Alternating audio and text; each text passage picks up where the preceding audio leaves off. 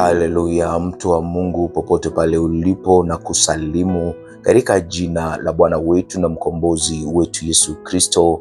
Ujambo, Bwana Yesu asifiwe, na karibu sana katika neno lake Mwenyezi Mungu.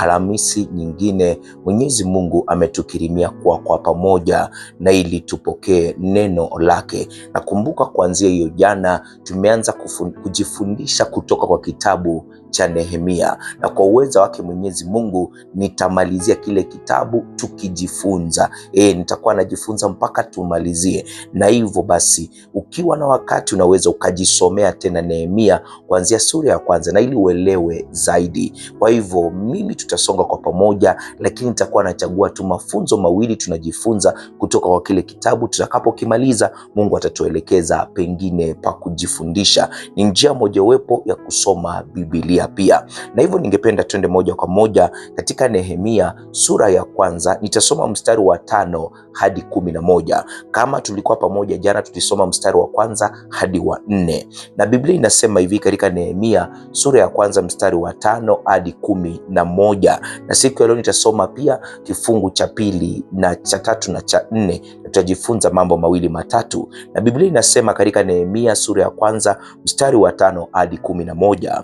Nikasema, nakusihi Bwana Mungu wa mbinguni, Mungu mkuu, mwenye kuogofya, mwenye kutimiza agano lake na rehema zake kwa wao wampendao na kuzishika amri zake. Tega sikio lako, macho yako yakafumbuke, upate kuyasikiliza maombi ya mtumishi wako ninayoomba mbele zako wakati huu mchana na usiku, kwa ajili ya wana wa Israeli watumishi wako, hapo ninapoziungama dhambi za wana wa Israeli tulizozifanya juu yako. Naam, mimi na nyumba ya baba yangu tumefanya dhambi, tumetenda maovu mengi juu yako, wala hatukuzishika amri wala sheria wala hukumu ulizomwamuru Musa mtumishi wako, na kuomba likumbuke neno lile ulilomwamuru Musa mtumishi wako, ukisema, mkikosa nitawatawanya kati ya mataifa, bali mkinirudia mimi na kuzishika amri zangu na kuzitenda, watu wako waliofukuzwa wajapokuwa katika pande za mwisho za mbingu, hata hivyo nitawakusanya kutoka huko na kuwaleta mpaka mahali pale nilipopachagua ili kuliweka jina langu hapo. Tunaendelea na ule mstari wa 10 na inasema, basi watu wao ni watumishi wako na watu wako uliowakomboa kwa uweza wako mwingi na kwa mkono wako hodari. Bwana, nakusihi, litege sikio langu, uyasikilize maombi ya mtumishi wako na maombi ya watumishi wako wanaofurahi kulicha jina lako, na kuomba sana unifanikishe mimi mtumishi wako leo, ukanijalie rehema mbele ya mtu huyu, maana nalikuwa mnyweshaji wa mfalme. Kisha niruke Nehemia sura ya pili, nisome mstari wa 4 hadi wa 7. Ndipo mfalme akaniambia, una haja gani unayotaka kuniomba? Basi nikamwomba Mungu wa mbinguni, nikamwambia mfalme akiona vema, na ikiwa mimi mtumishi wako nimepata kibali machoni pako, tafadhali unipeleke mpaka Yuda, niuendee mji wa makaburi ya baba zangu nipate kujenga. Mfalme akaniuliza, malkia naye ameketi karibu naye, safari yako itakuwa ya siku ngapi, nawe utarudi lini? Hivyo mfalme akaona vema kunipeleka, nami nikampa muda. Tena nikamwambia mfalme akiona vema, na nipewe nyaraka kwa maliwali walio ng'ambo ya mto, ili waniache kupita mpaka nifike Yuda. Baba, zungumza nasi kupitia hichi kifungu cha neno lako. Nena na kila nafsi, nena na kila mmoja anayetazama hili neno na kulisikiliza na ukabadilishe maisha yake.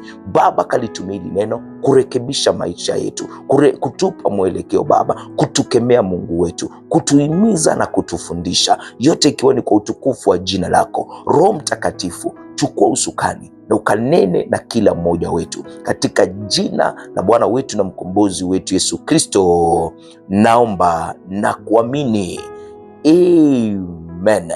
Ili ni neno lake Mwenyezi Mungu siku hii ya leo, na jinsi nimekuambia, tunaendelea kujifundisha kutoka kwa kitabu cha Nehemia.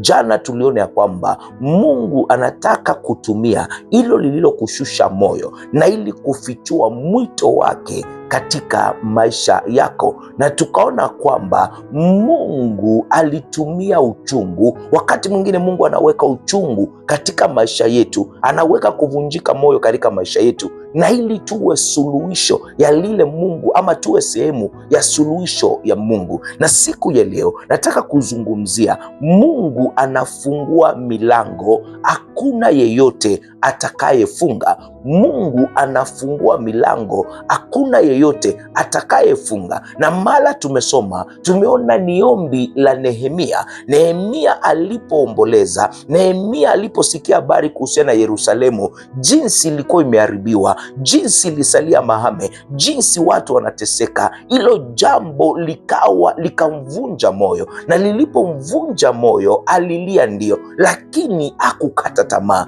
Kile alifanya, aliomba Mungu. Kile alifanya, alienda mbele za Mungu na akamwomba Mwenyezi Mungu, na ndile ombi na ambalo tumelisoma na tunaona vizuri zaidi. Nehemia aliomba kabla ya kwenda kupatana na mfalme. Tumeona vizuri na Biblia inatuambia vizuri kwamba maombi ya Nehemia hayakuwa tu maombi, lakini yalikuwa maombi ya kuambatanisha moyo wake na mapenzi ya Mungu. Ndio alipata ule mwito wa Mungu katika maisha yake. Na hivyo pia, iwapo ni mwito wa Mungu, lazima uingie katika mapenzi ya Mungu, lazima uweke moyo wako sawa na mapenzi ya Mungu. Na hivyo ndivyo Nehemia alifanya, na hivyo tunaweza tukajifunza. Wakati tunataka kuanza jambo fulani, lazima ndio tumepokea mwito, ndio Mungu ameruhusu mioyo yetu ikavunjika, Mungu ameruhusu hilo jambo likakuja katika maisha yetu, na ili tuweze kuutambua mwito wetu, ndio Mungu ameruhusu uchungu katika maisha yetu au matatizo katika maisha yetu, na ili tukawe sehemu ya suluhisho lake Mwenyezi Mungu. Ni vema zaidi kwanza uweze kujisawazisha na mapenzi ya Mungu, na utafanya vile kupitia maombezi, na ndiposa tunasoma au kupitia maombi. Ndio maana tunajifundisha kutoka kwa Nehemia. Nehemia aliomba kabla ya kwenda mbele ya mfalme, na ili akapate kibali. Nehemia pia tunaona aliomba na ili asawazishe moyo wake na mapenzi ya Mungu. Na hivyo tunaweza tukajifunza hapa kwamba mipango yoyote ile pasipo na maombi basi itafeli. Mipango yoyote ile pasipo na kumuhusisha Mungu kupitia maombi itafeli. Na hivyo maombi uruhusu Mungu katika mipango yetu, na ndio maana Mithali Suleimani anatuandikia na anasema ya kwamba tumkabidhi Mungu mipango yetu naye ataifanikisha. Tunamkabidhi kivipi? Kupitia maombi yetu. Wakati ndio unapitia huo uchungu, si wakati wa kuvunjika moyo, si wakati wa kukata tamaa. Huo wakati umevunjika moyo, ndio unaruhusiwa kulia, ndio unaruhusiwa kuomboleza, lakini pia unaruhusiwa au hauruhusiwi kukata tamaa. Unachoruhusiwa ni kwenda mbele za Mungu na kumwomba,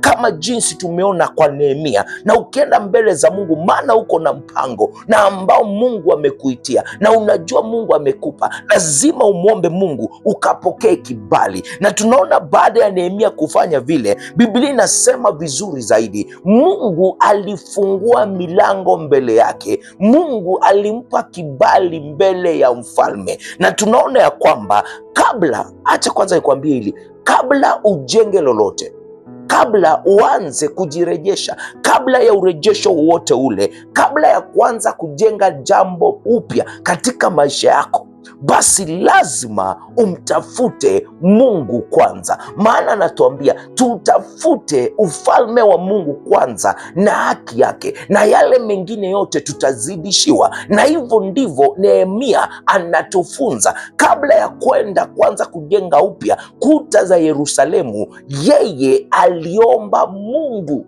Bwana Yesu asifiwe. Yeye alimtafuta Mungu na alimtafuta Mungu na ili akafungue malango, akafungue usaidizi. Na tunaona pale katika mstari ambao tumesoma katika Nehemia sura ya 2 mstari wa 7 hadi wa 8, Mungu anafungua milango mbele ya Nehemia na ambayo hakuna yeyote yule aliyeweza kuifunga. Na tunaona Mungu anampa kibali Nehemia mbele ya mfalme, anapata kibali. Ndio maana anazungumzia Mungu anafungua milango ambayo hakuna yeyote anaweza akaifunga. Unapomtafuta Mungu kabla ya kuanza kujenga upya, unapomtafuta Mungu kabla ya kuanza kulitenda hilo, unamkabidhi Mungu mipango yako, Mungu ataifanikisha. Na unaona Nehemia alipata kibali mbele za Mungu, maana alihitaji ruhusa ya mfalme, alihitaji ulinzi, alihitaji rasilimali, hakuwa na chochote. Naelewa yeye alikuwa mnyweshaji wa mfalme, na akiwa mnyweshaji wa mfalme alikuwa na kazi katika ile kasri ya mfalme. Na hivyo ingekuwaje mfalme amruhusu aende? Ingekuwaje na siku mruhusu aende pia akiwa amempa ruhusa, akiwa amempa stakabadhi za kuruhusiwa kupita mipaka na mingine hadi kufika Yuda, na pia kupewa ulinzi pamoja na rasilimali. Haya ni mambo Nehemia alielewa anayahitaji, na mimi sijui nini unachokihitaji mwaka. Nawe pia unaweza enda mbele za Mungu, ukatafuta Mungu, ukaweka hiyo mipango mbele ya Mungu, na hakika Mungu atakufanikisha, maana atafungua malango na ambayo hakuna yeyote yule atakaweza kuifunga. Tunaona Nehemia baada ya kuomba, Mungu alimpa kibali mbele ya mfalme, na hivyo zaidi pia Mungu alimwezesha kupata vyote na ambavyo alivyovihitaji, kwa sababu aliingia katika mwito wa Mungu, alikubali mwito wa Mungu. Ulikuja kwa machungu, lakini alikubali, hakukata tamaa, akaingia katika maombi, katika kumtafuta Mungu, na ili milango ikafunguke, akapate vyote alivyovihitaji, maana hakuwa na chochote. Yeye alikuwa mnyweshaji wa mfalme, na hivyo Biblia inatuambia kwamba alipata vyote alivyovihitaji. Alihitaji barua na ambayo itamruhusu kuruhusiwa kupita mipaka hadi Yuda, alipata ulinzi na zaidi alipata rasilimali. Nawe ninakunenea huu mwaka, chochote unachokihitaji kuafikia huo mwito wa Mungu, enda mbele za Mungu na umuulize Mungu, na ninatangaza utapokea kibali. Kwa yeyote yule aliye na rasilimali zako, kwa yeyote yule aliye na barua zako, kwa yeyote yule aliye na ulinzi wako, utapokea kibali katika jina la Yesu Kristo. Na mwaka wa 2026 utaafikia yote na ambayo umekubali Mungu akutumie kuleta suluhisho katika jina la Yesu Kristo. Na hivyo unaona ya kwamba wakati Mungu anapomtuma mtu, Mungu yeye umtangulia.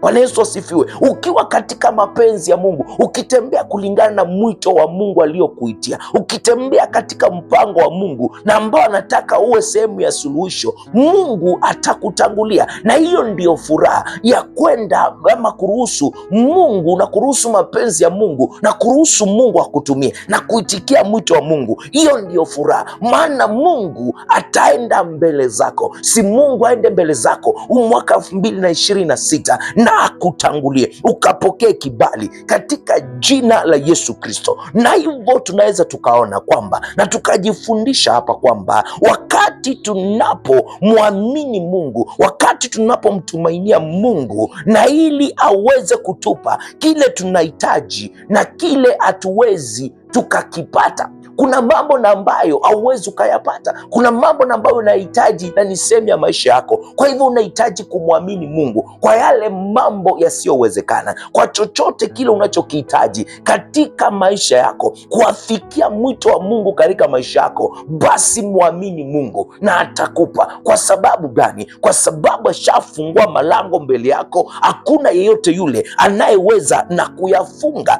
Angalia siku ya leo, nimekuambia tutasonga kidogo. Nehemia katika sura ya 4 tunaposoma mstari wa kwanza hadi wa 3, Biblia inasema, lakini ikawa Sanbalati aliposikia kwamba tulikuwa tukiujenga ukuta, akaghadhabika, akaingiwa na uchungu sana, akawadhihaki Wayahudi, akanena mbele ya nduguze na mbele ya jeshi la Samaria akisema, Wayahudi hawa wanyonge wanafanyaje? Je, watazifanyizia boma? Watatoa dhabihu au watamaliza katika siku moja? Je, watayafufua mawe katika chungu hizi za kifusi, nayo yameteketezwa kwa moto? Mstari wa 3, basi Tobia Mwamoni alikuwa karibu naye, akasema, hata hiki wanachokijenga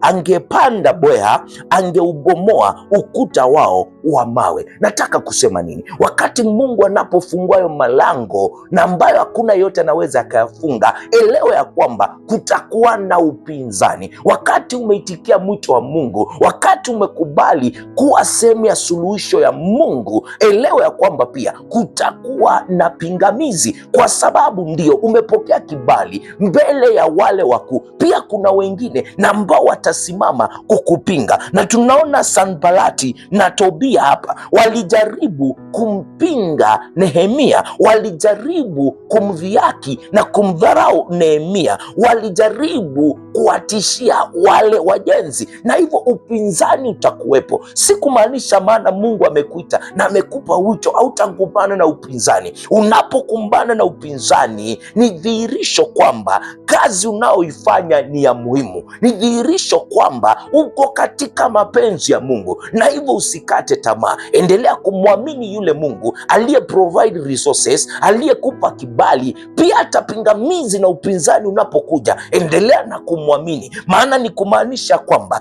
kina Sanbalati na Tobiasi watakuwa na watakudhihaki, watakudharau na hata wakati mwingine watakutishia, lakini usikatishe tamaa, lakini usikubali kutishiwa. Wewe endelea kuwa focused, wewe endelea kufanya mwito na ambao Mungu alikuitia, maana ni kazi yake kukulinda, ni kazi yake kukuongoza. Wewe endelea kufanya alichokuambia ufanye. Angalia pale, upinzani ni dhihirisho kwamba kile unachokifanya ni cha muhimu, na Biblia ina rekodi vizuri katika Nehemia 6 mstari wa 3, na mimi nikatuma wajumbe kwao nikasema, huyu ni Nehemia, hii ni kazi kubwa ninayoifanya mimi, hata nisiweze kushuka.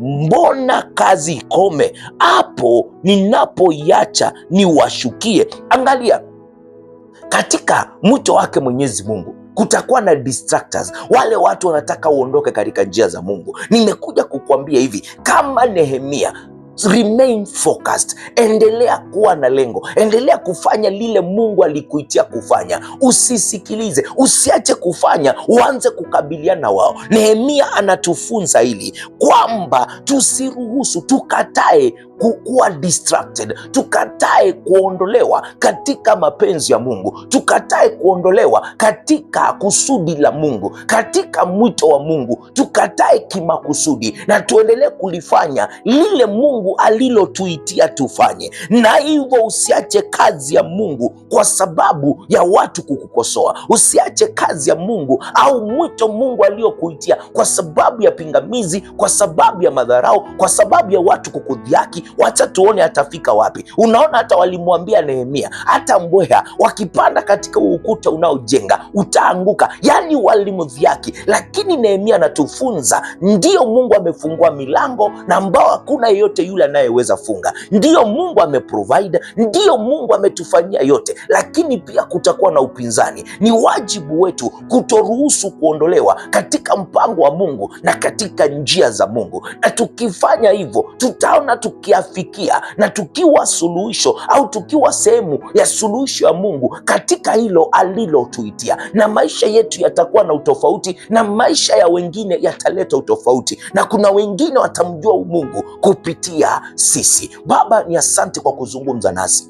kupitia hili neno lako. Ni asante Mfalme mkuu na mtakatifu kwa kuzungumza nasi na hata kutukumbusha mara nyingine, kabla tuanze kujenga upya, tukutafute wewe, kabla ya kuanza kutafuta suluhisho kwa hayo matatizo, hayo yalituvunja moyo, hizo changamoto, tukutafute. Na tutakapokutafuta, tuombe chochote kile tunachokihitaji kutoka kwako, maana sisi tu watoto wako, kama Nehemia aliomba na Biblia ina rekodi vizuri, maana aliitikia kuwa sehemu ya suluhisho lako na mwito wako.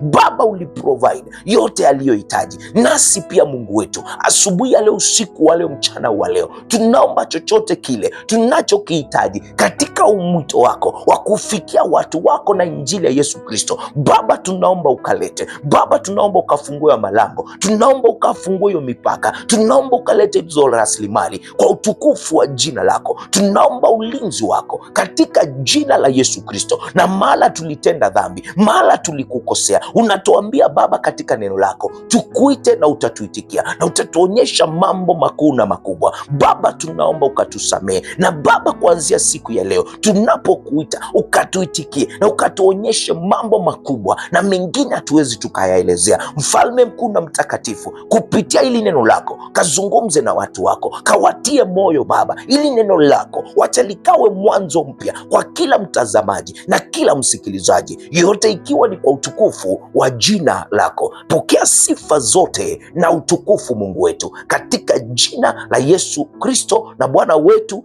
katika jina la Bwana wetu na mkombozi wetu Yesu Kristo naomba na kuamini. Amen.